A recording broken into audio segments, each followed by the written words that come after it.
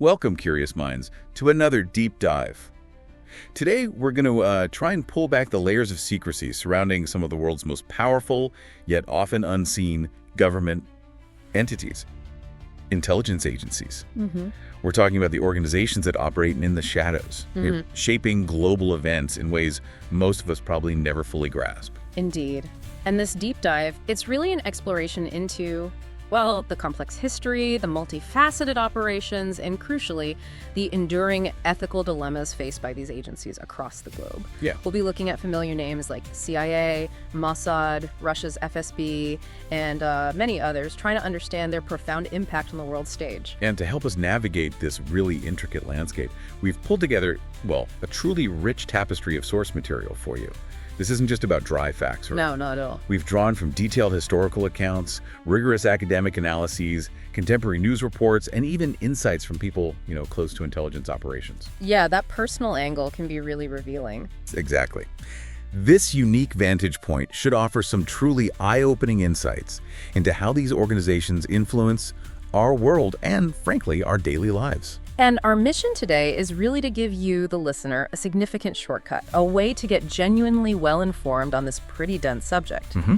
We aim to extract the most important nuggets of knowledge and insight, providing those aha moments about the surprising facts and the profound implications of their work.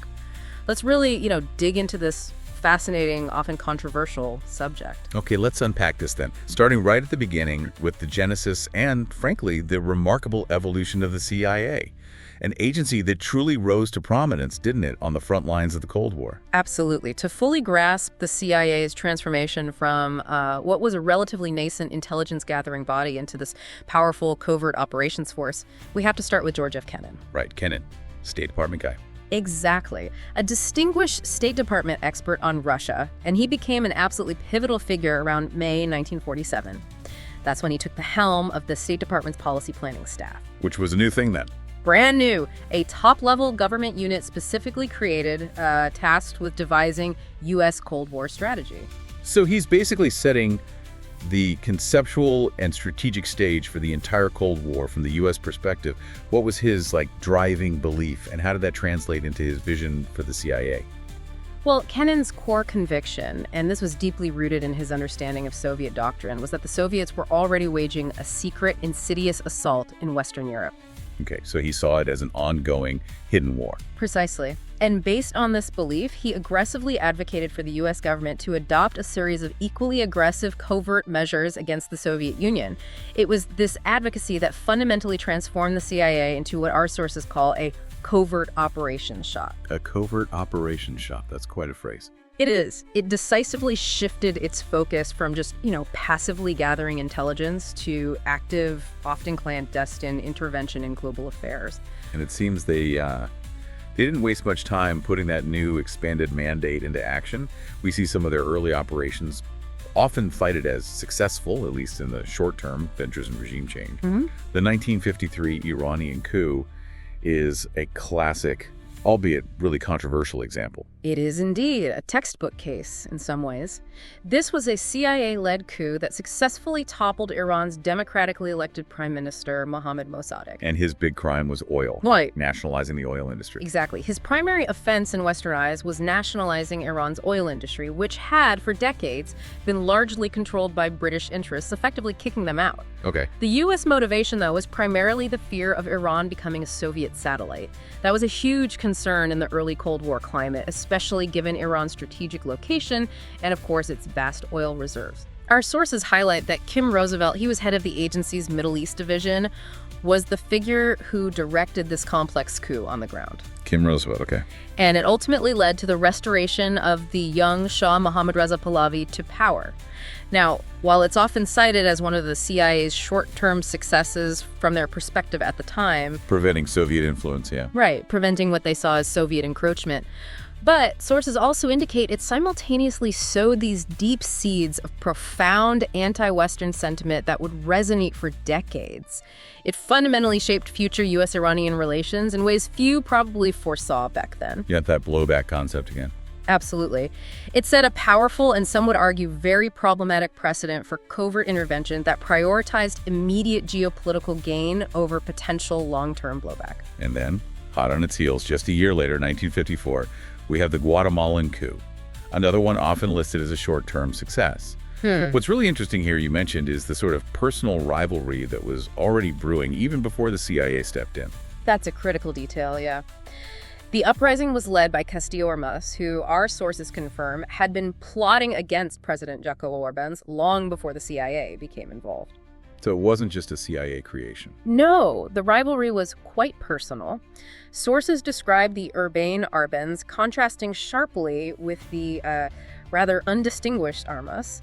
And furthermore, Guatemala was surrounded by conservative governments, leaders like Nicaragua's Anastasia Somoza Garcia and El Salvador's Oscar Sorio. Right. They were actively warning U.S. officials about Arbenz's alleged communist leanings, claiming he was tilting too far towards the Soviet bloc. These neighboring leaders had even reached out to Castillo Armas themselves before the CIA got involved. Wow, so we were sort of laying the groundwork. Exactly, creating a fertile ground for the agency's intervention. This operation, too, achieved its immediate objective of regime change for the CIA, solidifying the agency's internal view, perhaps, that these covert interventions could be highly effective tools in the Cold War. But not all these covert ops yielded those short-term successes. Let's talk about the ambitious rollback efforts in Eastern Europe and some pretty painful early setbacks that offered lessons. Indeed. Things didn't always go to plan. In the early 1950s, Frank Wisner, who was then head of the CIA's Office of Policy Coordination, spearheaded Operation Rollback. Rollback. Sounds ambitious. Highly ambitious. Yeah. The goal was to actively roll back Eastern European communism, not just contain it. The plan was to organize anti-communist émigrés in the West into a clandestine army. A secret army of émigrés. How do they manage that? Well, to give it a veneer of legitimacy and crucially plausible deniability, the CIA covertly funded and directed an ostensibly voluntary non-governmental refugee relief organization. It was called the National Committee for a Free Europe. Ah, a front organization. Essentially, yes. And through its various branches, like Free FEC and AMM-Comlib, it served as that front. This sounds incredibly complex, though, fraught with potential for disaster. Our sources specifically mention internal divisions and security nightmares. How did these challenges actually play out? Precisely. The émigré groups themselves were, frankly, profoundly divided along multiple lines. You had these deep-seated historical rivalries, like between Poles and Ukrainians, which went way beyond their shared anti-communist stance. All dredges. Exactly. There were also significant ethnic tensions within national groups and just broad political disagreements that went far beyond their common hatred of communism. These deep-seated conflicts made unity virtually impossible. So they weren't exactly a cohesive fighting force. Not even close. The internal squabbling and fragmented allegiances, ironically, made them a security nightmare because if one émigré faction thought they'd secured CIA backing over a rival, They'd brag about it. they'd boast about it. They'd talk about the U.S. government's preference, inadvertently blowing the CIA's cover and exposing the entire clandestine network. This constant internal friction made the operation incredibly difficult to manage and keep truly secret. Which eventually led to, as our sources put it, a tragic failure in Hungary. A real turning point for the agency, wasn't it? Yes, the Hungarian uprising in 1956 stands out as one of the CIA's first major setbacks, and yeah, a truly tragic failure. It profoundly demonstrated the immense difficulties and the unintended consequences of attempting these large-scale covert interventions, especially when popular uprisings are met with overwhelming Soviet force. And so the limits of covert support became clear. Very clear. Sources indicate it revealed the inherent limitations of external covert support for internal resistance movements, particularly when those movements are deeply fragmented and facing overwhelming state power. The CIA learned, perhaps the hard way, that without robust, unified local leadership and a clear path to sustainable success, such interventions often do more harm than good. Right, exposing agents, losing trust. Exactly. Exposing agents, eroding trust, and leading to catastrophic human cost. It truly underscored the unpredictable nature of unintended consequences when you try to engineer geopolitical change from the shadows. Okay, shifting gears slightly, but staying in that era. Yeah. Intelligence collection itself was undergoing this monumental shift. We moved from the, daring U-2 overflights to the dawn of satellite imagery, That fundamentally changed how information was gathered, didn't it? It was a rapid and truly revolutionary technological leap. The U-2 program, which involved these high-altitude reconnaissance flights over Soviet territory, was absolutely cutting edge for its time. Very risky, though. Extremely risky. These daring overflights provided invaluable photographic intelligence until, of course, the infamous incident with pilot Francis Gary Powers. He was shot down in May 1960 and later traded for a KGB officer in 1962. Right, the Powers incident. Big deal. Huge deal. But what's truly astonishing is that just 3 months after the U-2 overflights ended in August 1960, the CIA successfully retrieved images from its first Corona spy satellite. 3 months. Wow. Yeah, and this single satellite captured more imagery than all the previous U-2 flights combined. It signaled a monumental and irreversible shift in intelligence collection capabilities. That's incredible. It moved from human-piloted aircraft with all their inherent risks to automated orbital platforms. It ushered in the era of space-based reconnaissance and fundamentally altered the landscape of strategic intelligence. A paradigm shift, practically overnight. Now, while we're still in this tumultuous era, let's delve into some of the other significant challenges and controversies the CIA faced in the 50s and 60s.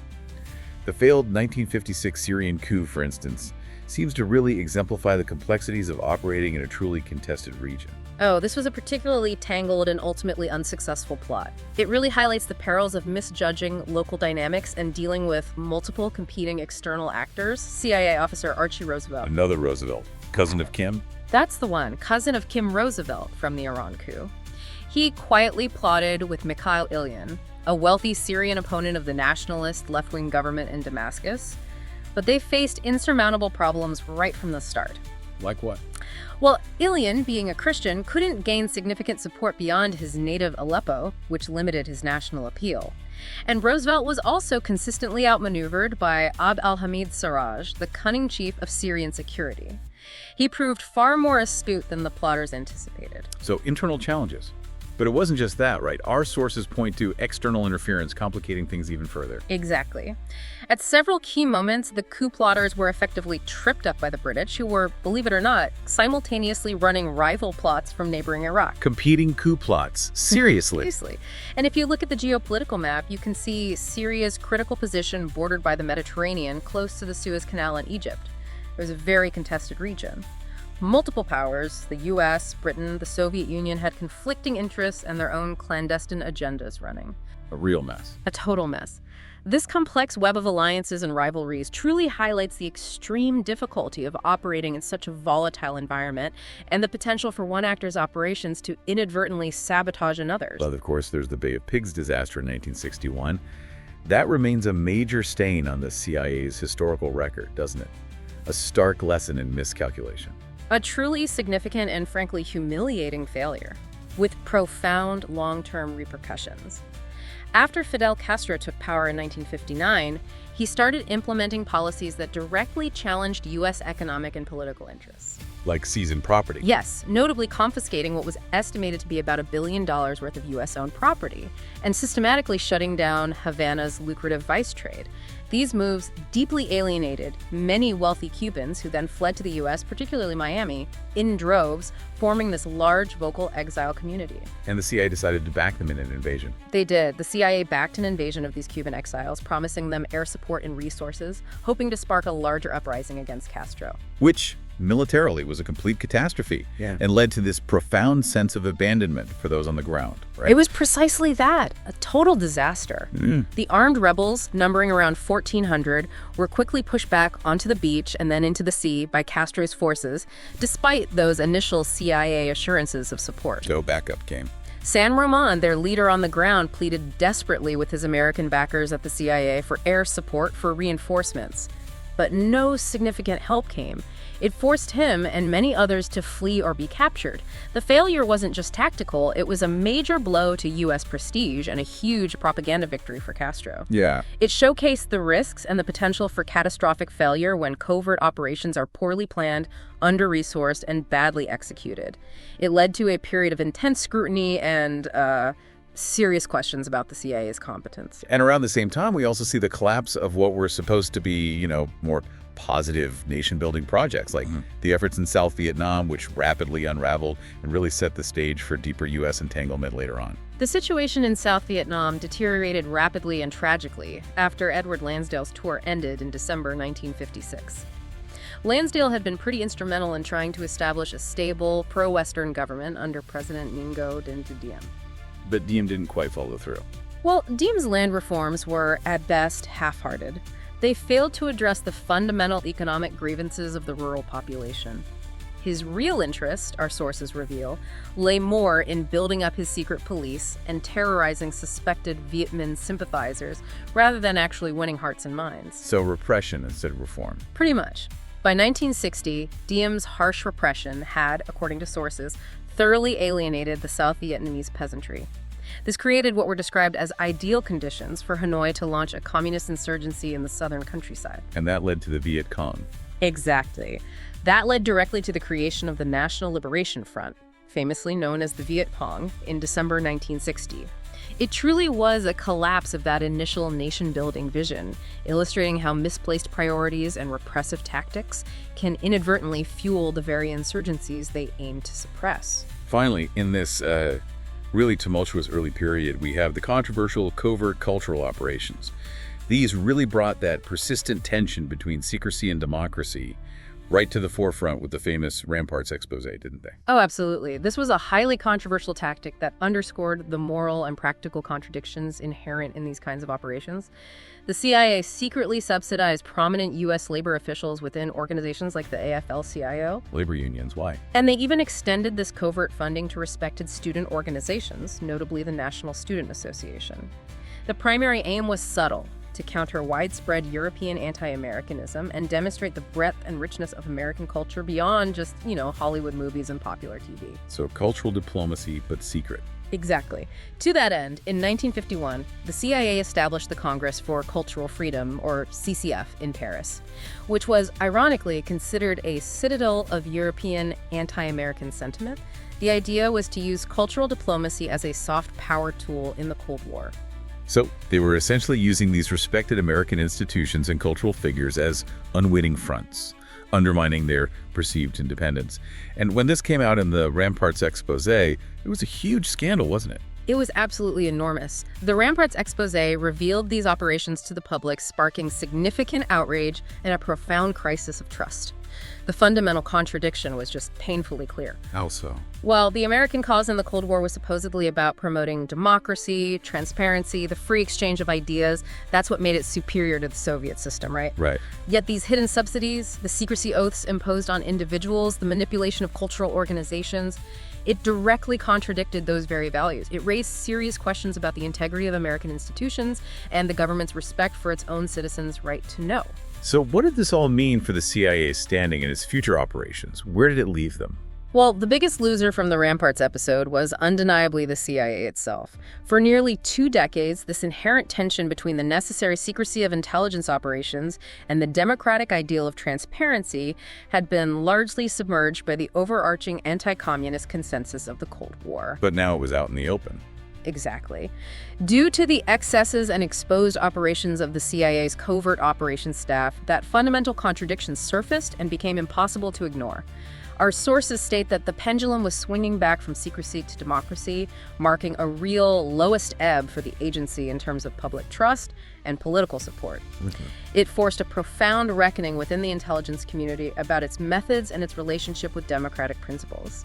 Okay, so from that lowest ebb, we move into the modern era of the CIA, a period characterized by increased scrutiny and significant congressional oversight, particularly kicking off in the 1970s. The continued involvement in Chile, for instance, serves as a prime example of how things were maybe starting to change. Absolutely. The CIA's involvement in covert plots against Salvador Allende in Chile continued to be a flashpoint, a real source of controversy. A key and tragically defining event was the assassination of General René Schneider. He was head of the Chilean army. Commander-in-chief of the Chilean army, yeah. And a constitutionalist who opposed military intervention in politics. His death in October 1970 marked Chile's first political assassination in 130 years. Wow, and the CIA's reaction? Well, our sources indicate the CIA immediately scrambled to distance itself from the plotting. They even went as far as forcing a rival plotter to return $50,000 in CIA funds and dispose of weapons that could link the agency to the killing. This incident, and Allende's subsequent accession to the presidency despite the CIA's efforts, had a truly sobering effect on the Nixon White House. And it led to a significant shift in their strategy, right? From that direct, violent confrontation to something more subtle but still deeply interventionist. Precisely. President Nixon abandoned his previous, more confrontational approach towards Chile and instead shifted to a strategy of economic destabilization. How'd that work? It involved cutting direct aid to Chile, pressuring international institutions like the World Bank to withhold vital loans, and systematically isolating the country from its Latin American neighbors through diplomatic and economic means. It marked a new, albeit still deeply interventionist approach, trying to create conditions for Allende's downfall through indirect economic pressure rather than, outright military coups. This era also brought to light the infamous family jewels, this internal CIA document that revealed explosive truths about the agency's past activities, shaking public confidence even further. Ah, yes, the family jewels. This was an internal CIA document compiled in the early 1970s, containing explosive revelations about agency excesses and errors, some of which definitely border on illegality. It was initially meant to be kept secret, sort of a private accounting of past missteps. But it leaked? Well, our sources note that a growing number of younger officers inclined to blow the whistle on what they saw as agency overreach and misconduct ultimately led to its exposure. Notably, investigative reporter Seymour Hersh, Famous reporter. very famous, Pulitzer Prize winner, he used this information for his game-changing piece on Operation CAOS, that was the CIA's domestic surveillance program for the New York Times in December 1974.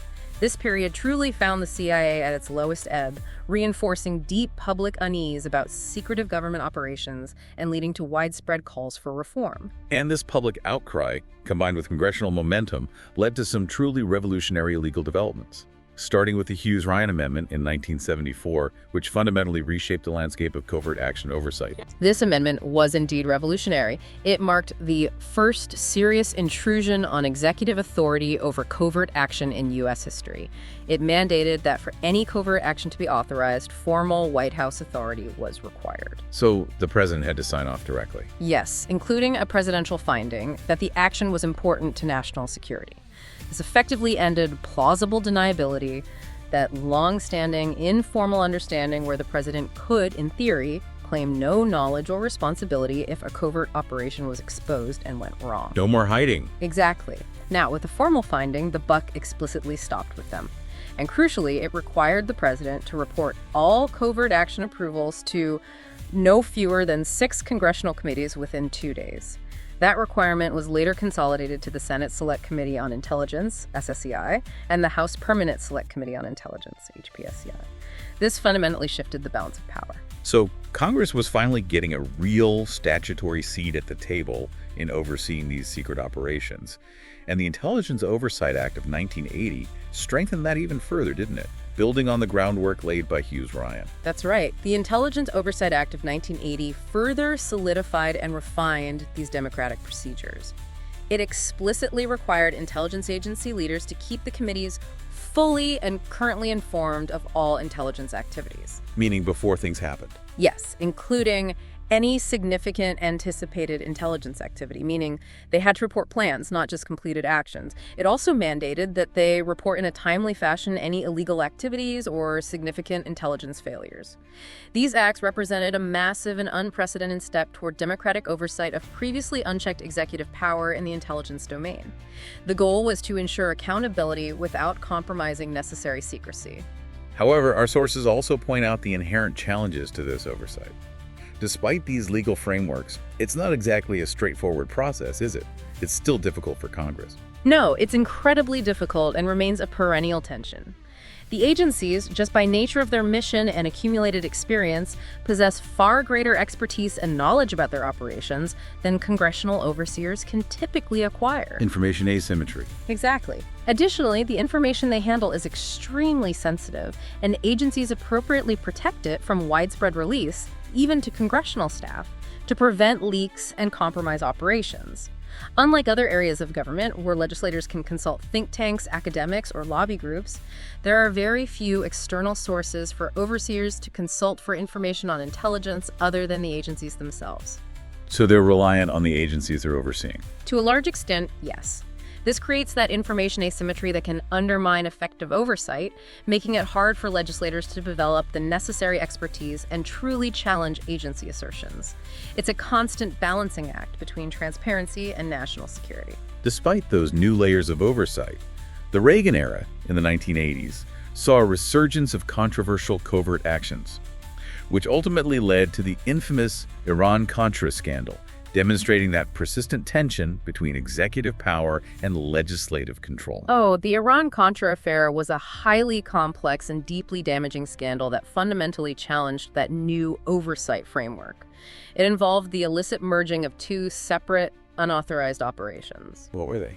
Arming the Contra rebels in Nicaragua who were fighting the Sandinista government and secretly selling arms to Iran, ostensibly to secure the release of American hostages held in Lebanon. The Reagan administration crossed a line, according to our sources, when CIA officer Oliver North became directly involved in procuring air transport for missiles, Which needed sign-off. which required a presidential finding and explicit congressional authorization, both of which were conspicuously lacking. And the response from the administration was essentially to try and bypass Congress entirely, create an independent, off-the-books funding mechanism. Exactly.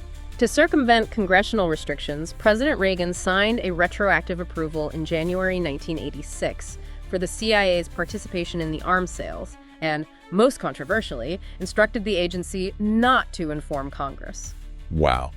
Just don't tell them. Pretty much. This enabled the operations to continue outside legal bounds. Oliver North, then a National Security Council aide, directly diverted profits from the Iranian arms sales to fund the Contras, creating this elaborate extra-legal network. The scandal, when it was finally exposed, led to 14 criminal charges, 11 convictions, though many were later overturned or pardoned on appeal, and numerous dismissals of high-ranking officials. It highlighted a significant breakdown in both oversight and the rule of law within the executive branch. And then there's Afghanistan, another Reagan-era operation that, while achieving a significant short-term success against the Soviet Union, kind of laid the seeds for what's famously known as blowback, with devastating long-term consequences. This is a textbook example of unintended consequences, yeah. Yeah. The CIA's arming and funding of Afghan insurgents, the Mujahideen, in the 1980s was a stated success in contributing to forcing the Soviet Union's withdrawal in 1989. Which helped end the Cold War, arguably. Right. This, in turn, is often cited as a contributing factor to the eventual disintegration of the Soviet Union in 1991. The immediate objective was achieved. A major Cold War rival was defeated and humiliated. However, the long-term consequences were severe and profoundly negative. How so? Well, the war, prolonged and brutal, helped radicalize a generation of Arab Islamists who flocked to Afghanistan, including Osama bin Laden. Furthermore, the lawless conditions that persisted in Afghanistan after the Soviet withdrawal, with no effective central government, enabled the rapid rise of the Taliban and the eventual return of Osama bin Laden and al-Qaeda to establish training camps and operations there. Leading directly to 9/11. It's a common and powerful explanation for the rise of al-Qaeda and the devastating 9/11 attacks, yeah? It embodies the concept of blowback, where the very actions designed to defeat one enemy inadvertently helped foster a new, arguably more dangerous one. It really underscores the critical need for intelligence officers and foreign policymakers to think harder, perhaps, about the long-term consequences far beyond immediate objectives. Okay, shifting into the post-Cold War era, specifically the 1990s, the CIA really struggled to find its footing after the Soviet Union collapsed, didn't it? It seems like they kind of lost their sense of mission and direction. They certainly did. The end of the Cold War, their singular focus for decades, left the CIA in a profound identity crisis. The 1990s were marked by an alarming degree of instability in leadership. 5 different directors served in under a decade. That's a lot of turnover. A huge amount. This instability was compounded by declining funding as the perceived existential threat diminished, and a string of repeated mistakes that eroded public and political confidence. Such as? Well, our sources cite inaccurate predictions about the length and complexity of the 1990-1991 Gulf War, which was over much quicker than anticipated. They also point to poor intelligence contributing directly to the tragic 1993 Black Hawk Down incident in Somalia, where 18 U.S. servicemen died. And there was a series of failed covert operations aimed at destabilizing figures like Saddam Hussein in Iraq and Slobodan Milosevic in Serbia. It was undeniably a challenging and often ineffective period for the agency, grappling with a radically new geopolitical landscape. Then came 9/11, which initially seemed to give the CIA a new, clear mission, a renewed purpose, but quickly led to another major intelligence failure. The flawed intelligence that preceded the Iraq War. Yeah, the immediate aftermath of 9/11 indeed saw this surge of national unity and President George W. Bush's explicit high regard and trust for the agency. It seemed like a positive start for the CIA in this new era. But this period quickly devolved into a significant setback due to the faulty intelligence leading to the Iraq War. Our sources are quite explicit here. The CIA's analysis of Iraq's weapons of mass destruction, the WMDs, was deficient, and agency leadership under immense pressure gave into political pressure too easily. So it wasn't just bad analysis. Well, the crucial point here, as our sources emphasize, is that politicization, not analytical error, was the most important cause of the WMD intelligence failure. The implication being that the Bush administration was bent on invading Iraq regardless of what the intelligence actually said. Wow. Furthermore, the CIA's contribution to combat operations in Iraq was described as mediocre compared to its early successes in Afghanistan. Efforts to target Iraqi leaders often succeeded only in killing innocent civilians, further compounding the strategic difficulties and ethical questions. And it was during this period, particularly under the Obama administration, that the CIA seems to have transformed into what our sources quite provocatively call a killing machine. That's a pretty strong phrase. It is, and it reflects a significant shift in the agency's operational focus and, frankly, its public perception. President George W. Bush had granted the CIA its license to kill immediately after 9/11, expanding its role beyond traditional intelligence gathering and covert action into direct targeting. Were there specific plans for this? Well, there was an early, somewhat audacious proposal for a mobile assassination squad, codenamed Cannonball, but that apparently failed to get off the ground and was eventually shut down. However, the CIA's resurgence and its gains relative to the newly established Office of the Director of National Intelligence were largely due to its enhanced and expanded role in renditions, controversial interrogations, and especially widespread drone operations. The drone war. Exactly. This transformation marked a profound shift in the agency's primary function, blurring the lines between intelligence agency and paramilitary force, and raising significant ethical questions about accountability and targeted killings. Now, having explored the intricate journey of the CIA, its evolving roles, and its persistent challenges, it's crucial we broaden our lens. The complexities of intelligence aren't confined to one nation. Let's pivot to other major intelligence players on the global stage, beginning with an agency legendary for its audacity and shrouded in both mystique and controversy, Israel's Mossad. Mossad, formerly known as Mossad Lemodi in Ulat Tafkidim Mirtadim, which translates roughly to the Institute for Intelligence and Special Operations. It was formed in 1949, very shortly after the State of Israel was established. And its focus is external. Primarily, yes. Its main responsibilities include espionage, covert action, and counterterrorism outside Israel's borders, focusing on threats to Jewish communities and Israeli interests globally. Like most intelligence agencies, its operations are highly classified, so much so that its director wasn't publicly acknowledged until 1996. And it has this reputation for being incredibly bold, even controversial, with its method, particularly its targeted assassinations. Indeed. It holds the unique and, some would say, controversial authority to operate outside Israel's constitution when deemed necessary. And yes, it has often faced criticism for its methods, particularly those targeted assassinations. One of its most noteworthy and globally recognized historical operations was the audacious 1960 capture of Adolf Eichmann. Eichmann, the notorious Nazi war criminal, architect of the final solution. How on earth did they manage to track him down and bring him to justice from so far away in Argentina? Well, Eichmann, who had played the central role in planning the Holocaust, managed to escape to Argentina in 1950, living under an assumed identity. After rumors surfaced in 1957 that he was alive and residing there, Mossad agents spent years meticulously tracking him, confirming his identity and location. It was painstaking work. And the capture. On May 11, 1960, they successfully abducted him in a daring raid right there in Argentina, took him to a safe house, and after intense interrogation, he admitted his true identity. He was then sedated, ingeniously dressed as an Israeli airline pilot to avoid suspicion at the airport, and secretly flown to Israel for trial. It's an incredible story. It really is. He was convicted of crimes against humanity in December 1961 and hanged in June 1962. It was a truly remarkable operation, demonstrating Mossad's long reach and its unwavering commitment, as they saw it, to justice for Holocaust victims. And then there's Operation Wrath of God, a long and brutal campaign following the Munich massacre, which definitely captured global attention. Yes, this was a direct response to the tragic 1972 Munich Olympic Games massacre, where 11 Israeli Olympic team members were taken hostage and ultimately murdered by the Palestinian terrorist group Black September. This campaign, Wrath of God, lasted from 1972 all the way to 1992. 2 decades. Yeah, it was a relentless effort to target and assassinate PLO members believed responsible for the Munich attack.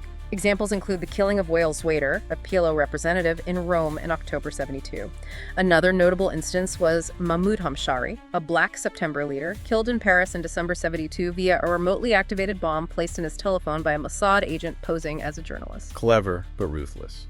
It definitely showcased Mossad's innovative and often ruthless approach to counterterrorism. But even an agency with Mossad's reputation isn't immune to significant mistakes, right?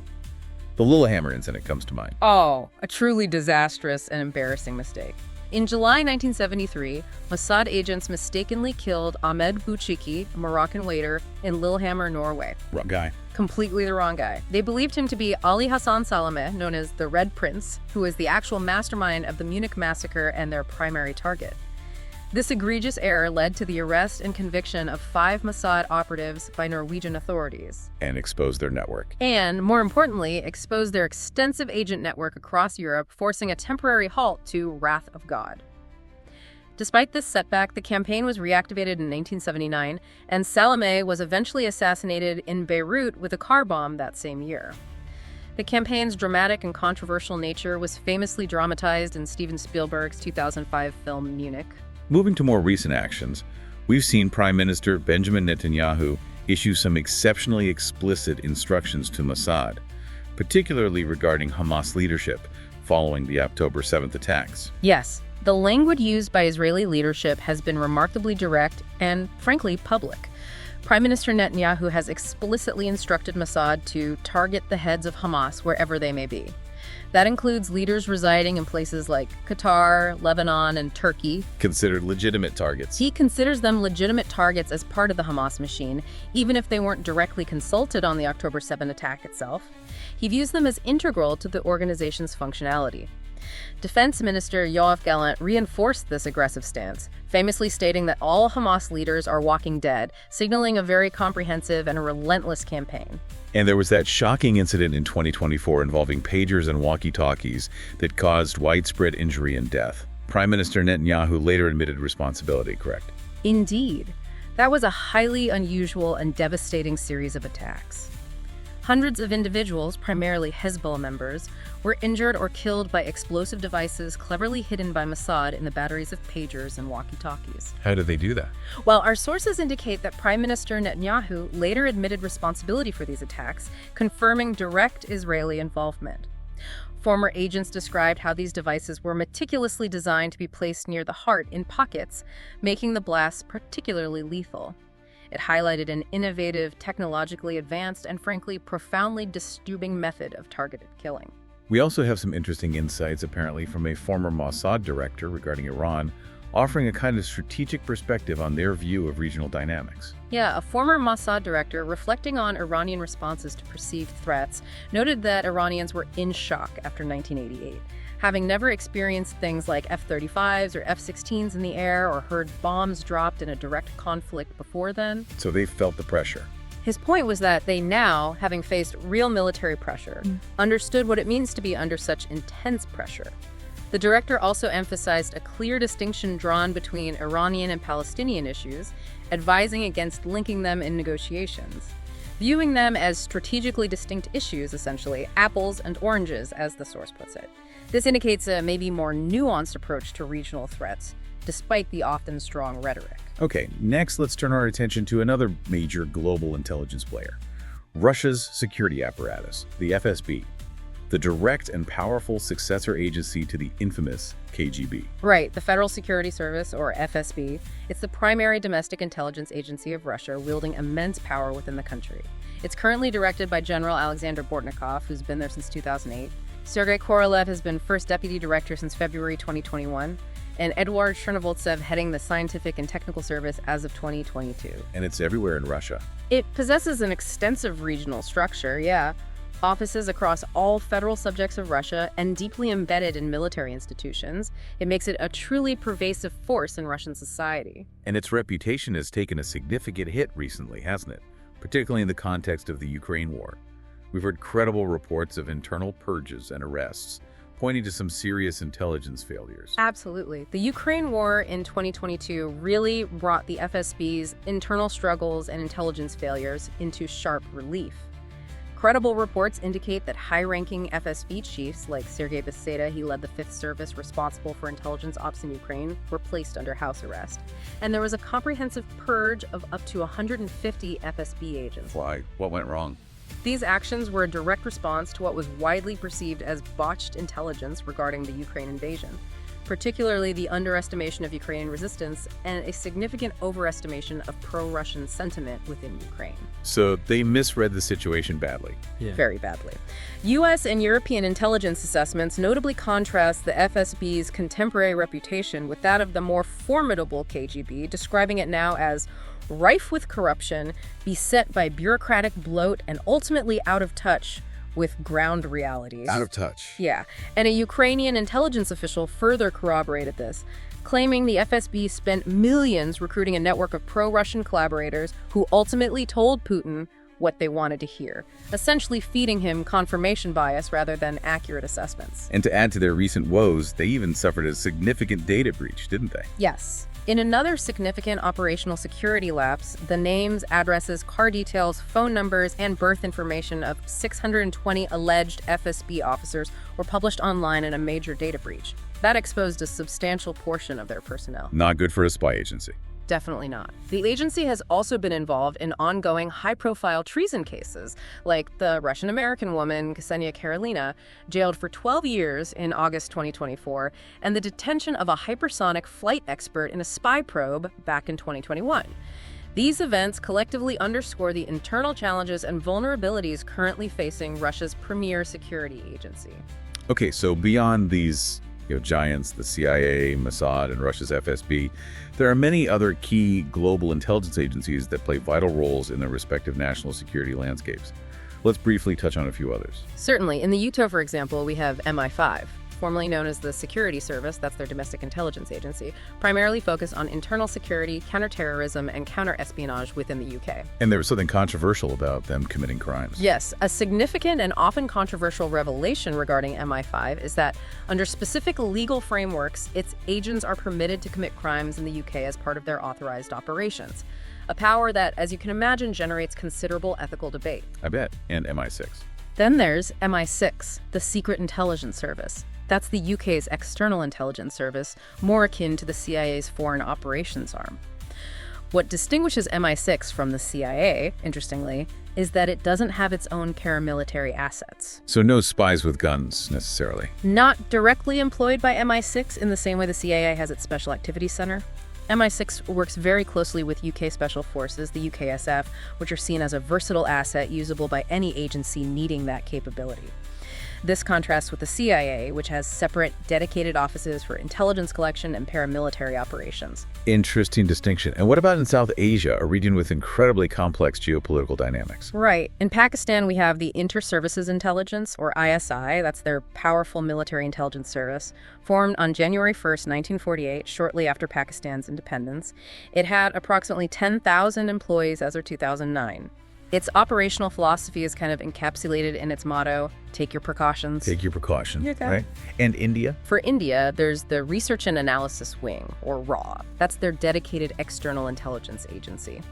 Initially, it focused primarily on intelligence gathering concerning China and Pakistan, given their shared borders and historical conflicts. RAW claims significant contributions to India's foreign policy successes. Such as? Things like its role in the creation of Bangladesh in 1971, India's growing influence in Afghanistan, Sikkim's accession to India in 1975, ensuring the security of India's sensitive nuclear program, and providing support for various African liberation movements during the Cold War era. Each of these agencies, in its own context, plays a pivotal role in shaping its nation's security and foreign policy. This brings us to a truly crucial aspect of all intelligence agencies: their methods of intelligence collection, and perhaps even more critically, the deep ethical battlegrounds they inevitably navigate. There's a vast array of techniques used to gather intelligence, all integral to national security, but each carrying its own implications, doesn't it? Yes, intelligence collection methods are the foundational bedrock of what these agencies do. They provide the raw material for analysis and decision-making, and they are incredibly diverse. We can broadly categorize them into several key types. First, and perhaps the oldest, is human intelligence, or HUMINT. Spies on the ground. Exactly, relying on human agents to gather information. While it's incredibly potent for gaining nuanced, on-the-ground insights and understanding human intentions, it's also arguably the most volatile and dangerous method. It involves immense risk for the agents themselves and demands intricate relationship management and handling.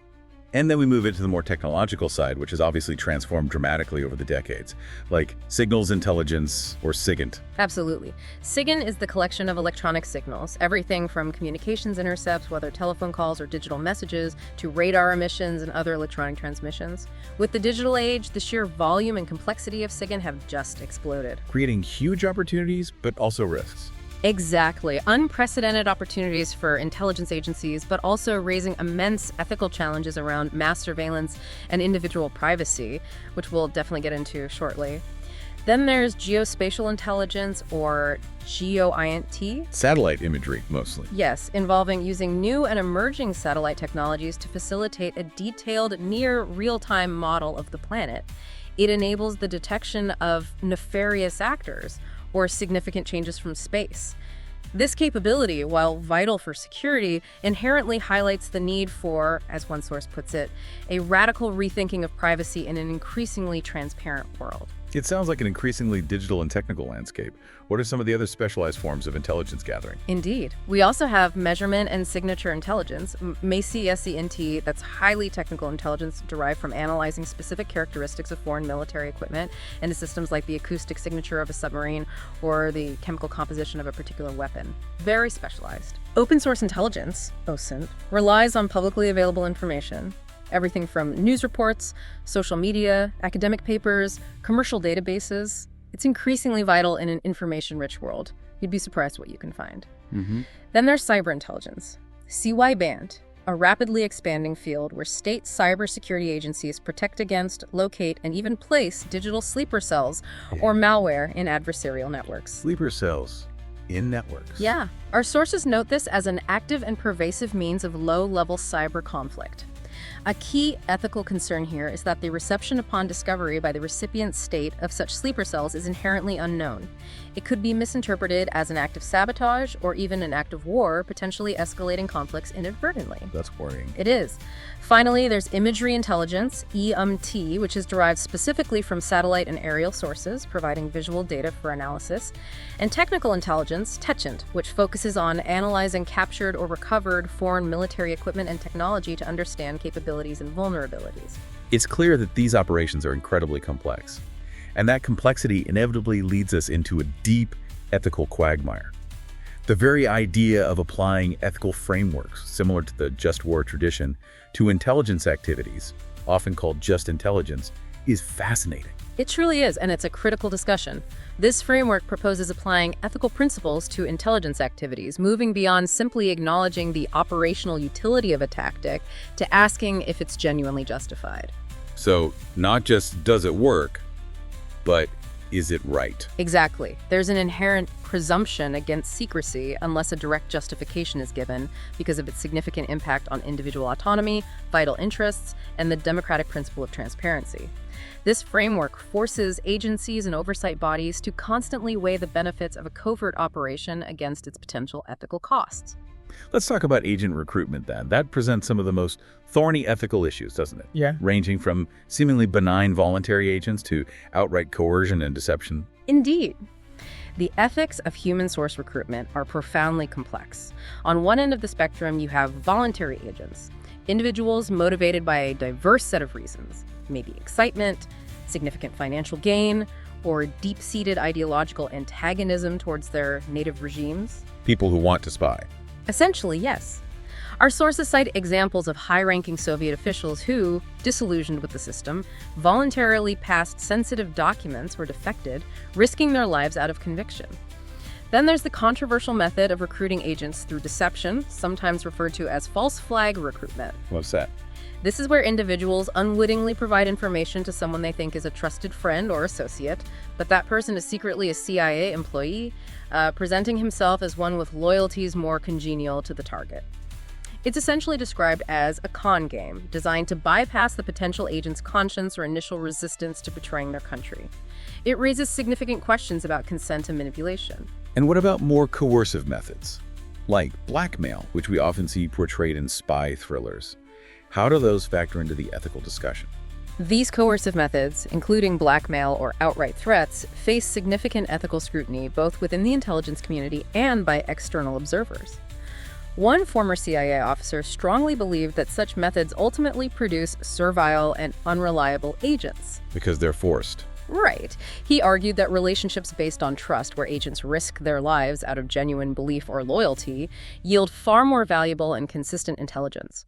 However, there's also the pragmatic acknowledgement that different methods might be necessary in totalitarian countries, where overt recruitment is impossible, and the stakes for obtaining critical intelligence are incredibly high. A difficult calculation. Very. The broad ethical perspective here is that espionage agents are often regarded first as means to the end of collecting intelligence, which, if taken to an extreme, can lead to crude manipulation that elicits heightened ethical scrutiny, treating human beings as mere instruments rather than ends in themselves. And in some of the darkest chapters of intelligence history, it even involved sheltering and recruiting known criminals, including Nazi war criminals, right? This is perhaps one of the most extreme and morally compromising examples, yes. Oh.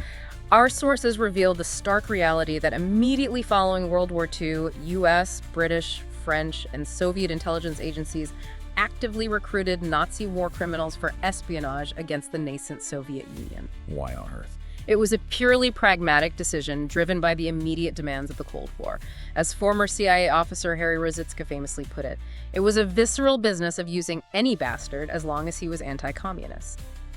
Our sources note that U.S. intelligence often knew perfectly well about the extensive war crimes credentials of many of its post-war recruits. And that created risks later. It became incredibly risky when these ex-Nazis later threatened to publicize details of their covert operations unless the agencies aided them in escaping prosecution for their wartime atrocities. A clear instance of compromised ethics leading directly to operational vulnerabilities and a long-term moral stain. This naturally leads us to the ethical concerns around mass surveillance and the profound trade-offs with individual privacy. The Snowden revelations in 2013 sparked a huge global debate here. Oh, the Snowden revelations were indeed a watershed moment. They exposed the large-scale secret collection of private communications data by the American NSA and British GCHQ for counterterrorism purposes. This unprecedented scale of collection was widely believed to violate the privacy rights of large numbers of entirely innocent US and UK citizens, generating immense public outrage and legal challenges. So, what's the core ethical debate? Security versus privacy. That's essentially it. Is such bulk collection legitimate due to its operational utility for security services in detecting threats and the overriding importance of their purposes in safeguarding national security? This is often weighed against the necessity of complying with strong legal safeguards and robust oversight mechanisms to prevent abuse. The democratic license to operate. Exactly that concept. It suggests that public trust, which is essential for these agencies to function effectively, is fostered through precisely these robust national legislation and oversight mechanisms that demonstrate accountability and respect for civil liberties. It's a constant, ongoing tension between security and freedom. Another critical ethical concern, especially in today's increasingly interconnected world, is intelligence sharing in coalitions and the inherent risk that intelligence could be misused by a partner. That's a very salient point, yeah. Intelligence sharing in coalition operations is now regular and expected. It's a fundamental aspect of modern international security cooperation. However, there's a significant and often underappreciated ethical risk. That intelligence provided by one partner could be, or was, misused by another coalition partner to commit a violation of international law. Our sources cite examples like the Iraq War in 2003, where intelligence provided by allies might have been used to justify actions that were later questioned under international law, and the Operation Burnham report, which detailed allegations of misuse of intelligence in Afghanistan. So who's responsible if it's misused? That's the tricky part. It highlights the complex chain of responsibility and the need for rigorous protocols when sensitive information is shared across borders. The originating agency may bear a moral, if not strictly legal, burden for its ultimate use. And finally, how do ethical frameworks like just war apply to actions that fall short of full-scale war? What's often called just ad vim. It seems challenging to apply principles like last resort in that context. It is exceptionally challenging. Principles like last resort and proportionality from the traditional just war tradition are difficult to apply neatly to ad vim contexts. These refer to actions short of war, like cyber attacks, covert operations, or targeted killings. Because they're meant to avoid war. Exactly. The very nature of ad vim actions is that they are often presented as steps that are being tried before the last resort of war itself, meant to de-escalate rather than initiate open conflict. Our sources argue that if proportionality, for instance, is misapplied, it risks inadvertently permitting escalation into open hostilities, which fundamentally undermines the very reason politicians often choose such actions, which is precisely to avoid full-scale war. The ethical line here is constantly shifting and incredibly fine. So what does this all mean for that enduring tension between secrecy and democracy in the context of intelligence agencies? Where does that leave us? Well, it just reiterates the fundamental and, frankly, unavoidable contradiction between the necessary secrecy required for effective intelligence operations and the democratic values of transparency and accountability that underpin open societies. This tension isn't going away. So we need safeguards. Absolutely. Mechanisms like robust legislation, rigorous oversight by independent bodies, and a strong emphasis on professional ethics within the agencies themselves are crucial for maintaining what we've called a license to operate, essentially, public trust and legitimacy. Without these safeguards, the very legitimacy of intelligence agencies in a democratic society comes into profound question, risking alienation from the public they are sworn to protect. Wow. What a journey we've taken today. We've peeled back some layers, haven't we, on the shadow world of intelligence agencies, from the formative years of the CIA and its Cold War interventions, right through to the intricate and often morally ambiguous operations of global players like Mossad and Russia's FSB. We've explored the constant evolution of intelligence collection methods from U-2 overflights to digital sleeper cells, and crucially, the profound ethical implications that seem to underpin every single action they take. It's clear that the world of intelligence is just far from black and white. It's a realm of incredibly complex decisions, constant trade-offs between national security and individual liberty, and, a perpetual ethical tightrope walk. The challenges these agencies face are immense, and they are only growing in complexity with rapid technological advancement and an increasingly interconnected world. So here's a final thought for you, the listener, to mull over. As technology continues to advance at this exponential pace, blurring the lines between what is public and private, and as the global information landscape becomes ever more complex and saturated with competing narratives, what is our collective responsibility as citizens in understanding and navigating this shadow world of intelligence? Yeah, that's the question. And how do we ensure accountability in an arena where, as our sources suggest, truth is personal or subjective, and indeed the very idea of truth is under attack? So think about. We'll see you next time on The Deep Dive.